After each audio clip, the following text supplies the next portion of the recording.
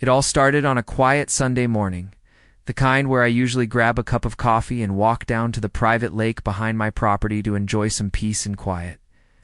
I've lived here for 6 years, and the lake is officially part of my deeded land, not a shared community feature, despite what some of the newer HOA board members seem to think.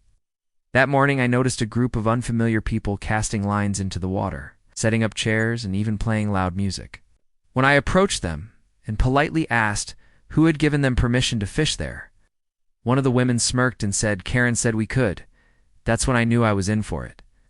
Karen, the self-appointed queen of the HOA, had decided my lake was too beautiful not to share, and had apparently started inviting her friends and even listing it as a perk of living in the neighborhood.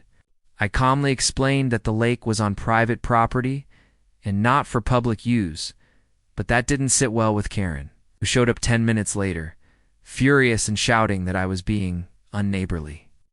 When I stood my ground and asked her guests to leave, Karen pulled out her phone and actually called the cops, telling them I was harassing her guests.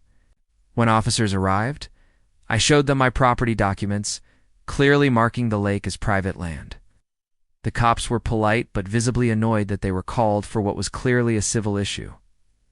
The kicker? Karen doubled down later that week, posting in the HOA Facebook group that I was hoarding the lake and threatening to take it to the board. That's when I got a lawyer.